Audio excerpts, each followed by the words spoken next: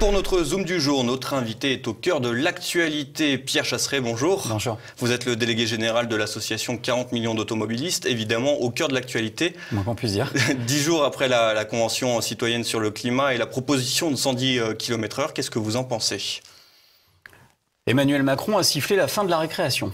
Donc c'était le côté positif. Le seul problème, c'est qu'en repoussant au calendrier grec, mais vous avez remarqué un peu le jeu de vocabulaire, la décision, la mesure du 110 km/h, elle n'est pas rejetée, elle est reportée. C'est-à-dire qu'il a voulu ménager un peu la chèvre et le chou, faire plaisir à tout le monde, alors qu'on a tous compris que cette mesure, elle était sacrifiée sur la place publique et que la Convention citoyenne avait perdu là-dessus. Mais en prenant position sur le 130 km/h et en refusant le 110, il a surtout éludé un sujet majeur.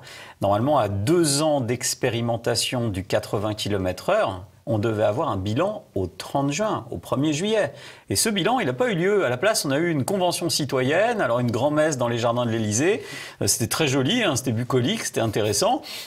Avec le joker d'Emmanuel Macron, notamment sur ce 110 km/h, parce qu'on a fait un boulot assez incroyable, et j'avoue en être assez fier. Mais derrière, les questions fondamentales liées aux attentes des automobilistes, rien. Justement, en réaction à cette proposition des 110 km/h, votre association a lancé une pétition qui a alors connu un succès fulgurant. Alors je vais être honnête, je vais vous dire la vérité. Le vendredi, je lance cette pétition en me disant je le fais parce qu'il y a cette annonce de la Convention citoyenne et que c'est mon job de maintenir la pression sur le gouvernement lorsqu'il propose une bêtise, lorsqu'il y a une bêtise dans l'air du temps. Et je lance cette pétition en ligne en me disant on le fait un peu pour le fun. Parce que, évidemment, il y a bien un ministre qui va dire non à cette bêtise. Et j'apprends que le lundi matin, Elisabeth Borne, ministre des Transports et de l'Écologie, va s'exprimer. D'ailleurs, je m'attendais d'ailleurs à ce que le dossier soit enterré. Et puis là, j'entends ces mots qui résonnent encore dans ma tête. À titre personnel, je suis favorable aux 110 km/h. Je me dis, c'est pas possible. Ça me rappelle la phrase d'Édouard Philippe, lorsqu'il avait mis en place le 80, en disant, à titre personnel, je suis favorable au 80. Je me suis dit, là, il y a péril en la demeure. Il faut qu'on agisse, il faut qu'on fasse quelque chose. On a mis les bouchées doubles, notamment sur la communication autour de cette pétition. Je pense que nombreux sont ceux qui nous regardent et qui en ont peut-être entendu parler ou qui l'ont peut-être même signé. Et on a terminé sur 3-4 jours à une pétition qui a dépassé le 1 million de signataires. Alors, je vais être honnête, je suis une association. J'ai fait toute ma carrière dans le tissu associatif. Donc maintenant, je peux en discuter un petit peu. Et lorsque vous avez un chiffre qui est annoncé par une association, 9 fois sur 10, c'est pas le bon. Parce que quand vous imaginez 1 million de signatures, ça veut dire qu'un Français sur 50 l'a signé. C'est colossal. La plupart du temps, d'autant plus qu'il n'y a qu'une seule personne au foyer qui va la signer. Donc ça veut dire que vous êtes connu par tout le monde. En tout cas, tout le monde a eu vent de cette pétition. Eh bien, c'est le cas.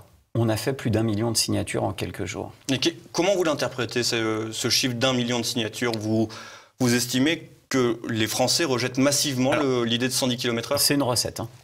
Vous mettez une mesure débile, le 110 km/h, pardonnez-moi, mais il n'y a pas d'autre mot. Et vous ajoutez tout le passif. Le 80, les taxes sur les carburants, les menaces de taxes carbone sur les véhicules par rapport à leur poids. On fait de la grossophobie chez les voitures. Et vous additionnez tout ça, des prix du carburant qui commencent à remonter, et une opinion publique qu'en a ras-le-bol, qui vient d'apprendre la vraie définition du mot urgence. C'est-à-dire l'urgence a été sanitaire, elle l'est encore un peu, peut-être parce qu'on ne sait pas encore ce qui va se passer dans les mois à venir. Et pendant qu'on a des craintes sur l'emploi, sur nos familles, sur la santé, on nous pond une mesure qui sort de nulle part. On nous dit que c'est 150 Français tirés au sort. On pourra en parler. Et quand on voit cette mesure qui tombe, eh bien les Français disent « Ah non, cette fois-ci, non, ça suffit, stop. » Et voilà pourquoi ils se sont emparés de ce mouvement anti-110. Je pense que sinon, on aurait fait à peu près le même vent de signatures que pour le 80. Et il s'est passé aussi autre chose. Quand le 80 km/h, la mesure a été plus ou moins annoncée, nous, on avait beau alerter à l'association, parce que je le rappelle, l'association 40 millions d'automobilistes est la seule association reconnue d'intérêt général. Quand on a vu arriver ce 80, nous, on savait que ce n'était pas pour plaisanter. Mais les Français nous envoyaient des messages en nous disant « vous inquiétez pour rien ». Ils le feront jamais, le fameux « ils ». On ne sait pas qui se cache derrière. Ils l'ont fait.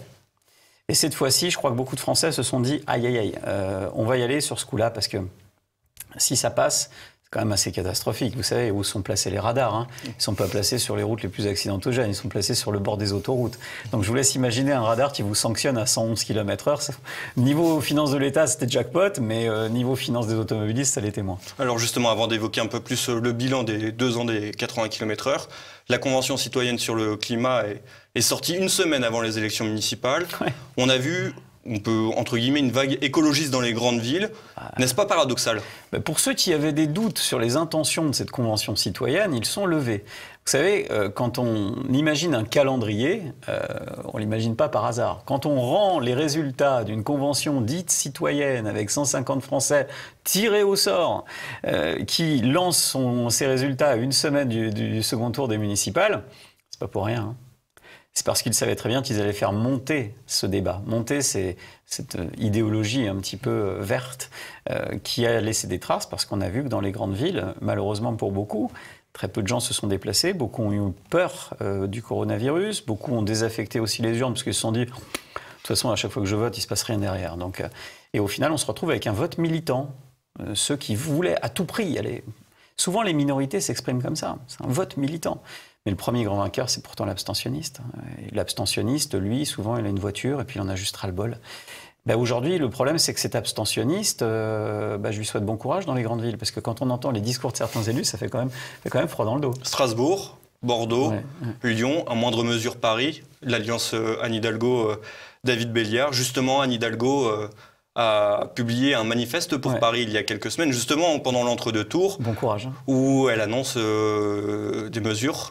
30 km/h dans Paris à certaines exceptions, 50 km/h sur le périphérique. Ça dépasse tout. Et des passages piétons. Moi, c'est ma préférée. De toutes les mesures, c'est le passage piéton sur le péri. Je me dis, mais ces gens-là n'ont pas autre chose à faire le dimanche que de vouloir partir en famille, traverser le périphérique à pied. Parce que je me suis posé la question de où placer ce passage piéton. Mais ça marche dans toutes les grandes villes. Vous regardez toutes les rocades. Ce qui vous viendrait à l'esprit de poser un passage piéton, mais réfléchissez, toutes les grandes villes que vous connaissez, Rennes, Nantes, Paris, toutes les grandes villes. Est-ce qu'on aurait idée, où est-ce qu'on aurait idée de mettre un passage piéton ? Moi, je ne sais pas. Je ne comprends pas. Et par la suite, transformer éventuellement le périphérique parisien en gigantesque piste cyclable. Oui, bien sûr. C'est réalisable selon vous? C'est ubuesque? Vous savez, tout est réalisable. Hein. On peut. Avec Anne Hidalgo, tout est réalisable. Oui, c'est ce que j'ai appris, c'est qu'en fait, il n'y a pas de limite. D'ailleurs, c'est souvent à ça qu'on la reconnaît, Anne Hidalgo. C'est qu'il n'y a pas de limite à sa proposition. Anne Hidalgo, en fait, pour trêve de plaisanterie, c'est quelqu'un qui est la mère des Parisiens, mais de l'ultra parisien. C'est-à-dire du Parisien qui correspond à un modèle, grosso modo, entre 18 et 45 ans, et point. Et qui ne va jamais en banlieue, jamais en province. Elle est la mère de ces gens-là. Mais quand on voit un petit peu l'attitude, on se dit, mince, c'est quoi en fait? C'est une logique qui vise à dire, je vais faire de la politique uniquement pour celui qui est susceptible de voter pour moi. Et tous les autres, je m'en fiche. C'est-à-dire qu'Anne Hidalgo, partout où on va en Île-de-France, en province, quand je pense qu'elle a des volontés de devenir présidente de la République, je me dis qu'il faudrait qu'elle fasse un petit sondage. En tout cas, c'est mal barré. C'est pas que je veux faire de la politique, mais c'est quand on voit les retombées, elle incarne le parisianisme. C'est-à-dire tout ce qui fait que quand on est parisien et qu'on arrive en province, en vacances quelque part, eh bien on s'en prend plein la tête parce qu'on est vu comme un espèce de bobo à vélo qui prend aucunement en considération tous ceux qui ont des besoins différents. C'est-à-dire qu'Anne Hidalgo, elle impose un modèle qu'elle ne suit pas d'ailleurs. Il suffit d'avoir vu Anne Hidalgo sur un vélo pour comprendre qu'elle n'en fait pas tous les jours. Hein. Eh bien, elle impose un modèle aux Français. Elle dit ce modèle est le bon et faites ça. Sinon, je veux pas de vous. Justement, est-ce que ce modèle est le bon? On a vu pendant son premier mandat qu'elle avait fermé les voies sur berge pour l'écologie, pour réduire la pollution. Oui, quel est le bilan? Bilan zéro, hein, c'est toujours pareil. C'est des effets d'annonce. En fait, c'est compliqué l'écologie parce que c'est un bon levier politique. Parce qu'en fait, la qualité de l'air en France, quoi qu'il arrive, et je vais choquer tous ceux qui nous écoutent, qui nous regardent, mais je vous demande d'aller voir et de lire les rapports du ministère de l'écologie. C'est fondamental de lire ce qu'écrivent les services du ministère. Ils écrivent que depuis 1990, qu'on fasse quelque chose ou qu'on ne fasse pas, la qualité de l'air ne cesse de s'améliorer. C'est-à-dire que l'air que l'on respire aujourd'hui est meilleur que celui de l'an passé, meilleur que celui de l'année d'avant, etc. depuis 1990. C'est pas moi qui le dis, ce sont les études. Elles sont comme ça, les chiffres sont têtus, ils disent ça. Et les politiques ont ces documents sous les yeux et ils vous disent le contraire, et du coup on les croit. Mais les documents administratifs, les études de surveillance de qualité de l'air, elles disent ça. On a eu davantage de pics de pollution. Pourquoi? Eh bien parce qu'on a un jour abaissé les normes.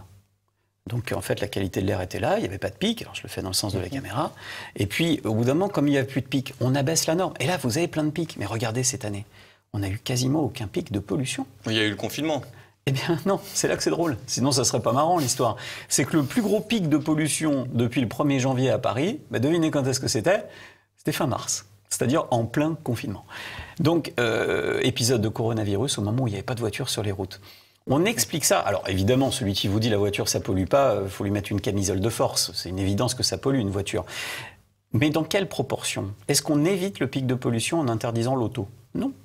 Non, mais ça on le dit pas. Parce que politiquement ça fait bien. Et puis quand un politique n'a pas de résultat sur le chômage, n'a pas de résultat sur l'économie, n'a pas de résultat sur la propreté, Madame Hidalgo sait certainement de quoi je parle, eh bien vous faites quoi?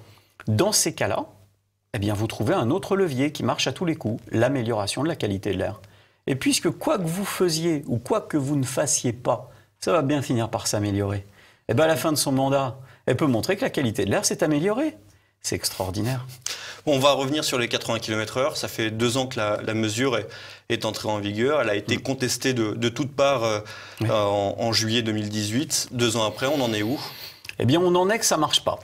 En fait, pareil, les chiffres, têtus. Donc, je me souviens, il y a 2 ans, j'ai, avec mon association, 40 millions d'automobilistes, incarné ça. C'est-à-dire qu'on a incarné l'anti-80 km/h. Alors, tous les autres nous ont pointé du doigt en disant « Regardez ces fous furieux qui veulent rouler à 260 sur les axes secondaires et tuer nos enfants. » Non. Nous, ce qu'on disait, c'était « On va passer les routes à 80 et il n'y aura pas d'effet bénéfique sur la sécurité. » Pour ça, on l'a expliqué. On est parti en voyage d'études, on a fait un film en Angleterre. 97 km/h sur le réseau secondaire, numéro 1 de la sécurité routière. On est parti au Danemark, qui passe progressivement de 80 à 90 km/h avec un bénéfice sur la sécurité routière. Et on a cherché à comprendre pourquoi. Comment on peut réduire le nombre d'accidents quand on augmente une limitation de vitesse? Ça paraît saugrenu. C'est facile. Ça permet d'éviter les manœuvres dangereuses. C'est-à-dire que celui qui ne supporte pas de rouler à 70, qui se retrouve derrière quelqu'un qui a décidé de respecter la règle, et on ne va pas lui en vouloir s'il respecte la règle, il a le droit, eh bien il va doubler. Et en doublant, il fait une manœuvre dangereuse, une manœuvre de dépassement, qui conduit à 1/3 des accidents mortels sur les routes. Voilà pourquoi le passage à 80 ne nous a pas permis de sauver des vies. Je voudrais comparer les chiffres parce que, vous savez, du côté de la sécurité routière, on aime bien, alors, on se dit, mince, comment on va faire pour expliquer que ça a marché? Alors, ils ont leurs feuilles, leurs papiers, leurs calculettes, leurs crayons. Apparemment, ça ne fonctionne pas bien parce que le bilan qu'on devait avoir au 1er juillet, là, on ne l'a toujours pas. Et puis, ils réfléchissent et ils se disent, ah, j'ai trouvé une idée. On va comparer à cette année-là parce que ça nous arrange. Sauf qu'ils voulaient sauver 450 vies. Moi, je prends l'année 2013, qui était le record de sécurité routière. 3250 tués sur les routes, à quelques chiffres près. Ça m'embête de parler de chiffres quand on parle de tués sur les routes, mais c'est 3250. Et on va prendre les chiffres de 2018-2019. 3250. Bon, ils sont où les 450 ? Où est-ce qu'on a sauvé 450 personnes? Alors j'ai demandé à ce qu'on me le prouve. Alors on m'explique que par rapport à 2017, ça marche, et qu'on en a sauvé 100. Mais ça fait toujours pas 450. Et quand je demande des explications, il n'y en a pas. Et il n'y en a tellement pas qu'aujourd'hui, Édouard Philippe, qui voit sa cote de popularité flamber depuis qu'il ne s'exprime plus, et surtout, ce 80, il en a porté le préjudice pendant plusieurs mois. Parce que les Français sur la route se souviendront toujours qu'il y a Édouard Philippe derrière. Je ne pense pas qu'il y avait une mauvaise intention du Premier ministre derrière ça. Je pense que vraiment, il a été convaincu. Je pense qu'on lui a dit, avec ça, on va sauver des vies. Et dans 2 ans, Monsieur le Premier ministre, vous pourrez aller sur les plateaux en disant, vous avez sauvé 1000 vies sur les routes. Et je pense qu'il y a cru. Au final, il ne peut plus aller sur les plateaux pour parler du 80 parce qu'il a sauvé personne. Et à l'inverse, les amendes? Les amendes, ouais, non, ça n'a même pas été une bonne opération comptable. Parce que quand les Français ont commencé à se faire surflasher sur le mois de juillet 2018, on avait des préfets qui alertaient en disant « Attention, on a 300% d'augmentation du nombre de flashs. » Ça fait beaucoup. Donc, qu'est-ce qui s'est passé? Gilets jaunes. Contestation, dégradation des radars. 60% du parc radar dégradé, donc peut-être avec 300% d'augmentation des flashs ailleurs, mais avec 60% du parc radar qui est endommagé, eh bien les rentrées d'argent ne se faisaient plus.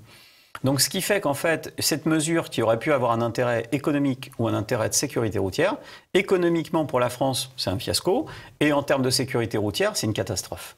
Ça n'a rien apporté. Alors ça n'a pas tué des gens, on va être honnête, hein, ça a juste rien fait. Moi je voudrais donner juste un chiffre, c'est que quand on passe de 90 en limitation de vitesse à 80, les Français baissent leur vitesse moyenne de 2 km/h.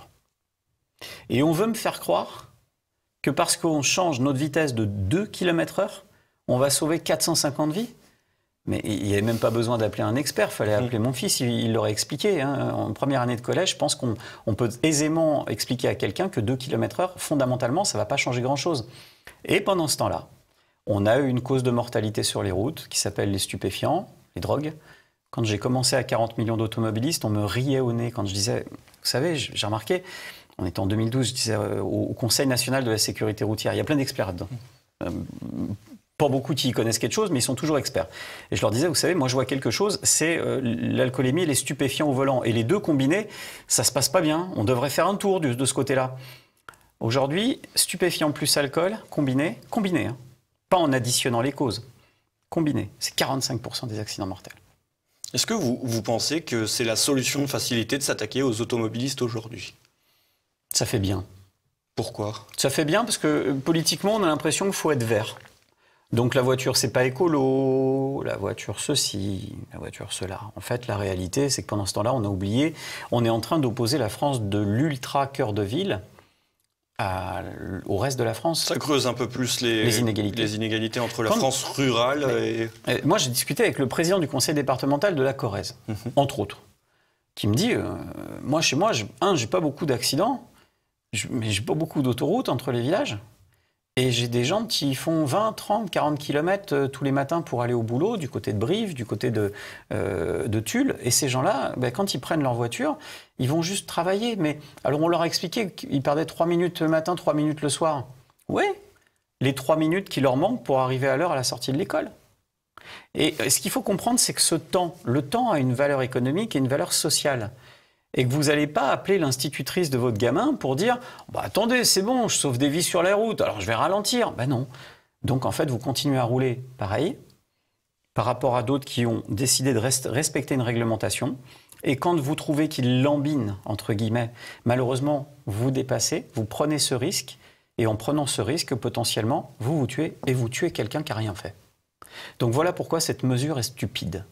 J'aurais préféré qu'on aille sur des combats qui unissent tout le monde. Je pense que personne aujourd'hui ne me contestera que l'usage du téléphone portable au volant est dangereux. Il faut être fou pour dire le contraire. Mais qu'est-ce qu'on attend? Alors on nous répond « Ah ben oui, mais on a mis plus de points !» C'est pas comme ça qu'on lutte. C'est de la prévention, de l'éducation. Si on veut un jour avoir des carottes dans son jardin, il faut les avoir semées avant. On ne change pas comme ça d'un coup de baguette magique parce qu'on a rajouté 50 balles sur la contravention. C'est pas comme ça que ça fonctionne. On arrive à faire modifier un comportement quand on arrive à faire comprendre les choses. La sanction est éphémère. En revanche, la prévention, une fois que vous y arrivez, c'est définitif. Justement, on va terminer sur une note positive. Est-ce que vous avez une solution pour mêler écologie et automobile? Ouais, j'en ai une qui est pas mal. C'est de faire en sorte qu'on arrête de créer du chômage et qu'on laisse nos ingénieurs bosser sur des vraies solutions. On n'a pas attendu ni Madame Hidalgo, ni Monsieur Macron pour que les constructeurs mettent en place, à l'échelle mondiale, des filtres à particules, des pots catalytiques, des meilleures technologies chez nos manufacturiers français, Cocorico, qui font des choses exceptionnelles en termes de particules qui sortent du pneumatique lorsqu'on roule, qui mettent des matériaux de qualité. On n'a pas attendu, en fait, que les politiques nous disent « attention, il faut changer » pour que l'industrie change. Mais elle ne peut changer que si elle a les moyens d'investir. Et je ne pense pas que c'est en posant, la nouvelle trouvaille, un malus à hauteur de 15 € par kilo à l'achat d'un véhicule neuf au-dessus d'une tonne 2 ou une tonne 3, je crois, que vous allez aider les constructeurs. En fait, en voulant récupérer ce malus, on va faire quoi? Eh bien, on va créer le chômage de demain. Donc, si on veut avoir une vision positive et une note positive pour finir cette émission, j'appelle le président de la République à investir et à croire en la France, croire en la recherche, croire en notre capacité à pouvoir dépasser ça pour créer des véhicules plus sobres demain. Et ces véhicules plus sobres permettront d'avoir des économies d'énergie. C'est aussi simple que ça. Parfait, le message est passé. Merci beaucoup Pierre Chasseret d'être venu nous voir sur le plateau de TV Liberté. Puis à très bientôt, certainement dans le JT, puisque vous intervenez quand il s'agit d'évoquer la situation des voitures en France. Merci beaucoup. Pour des bonnes nouvelles, mais effectivement. Merci beaucoup.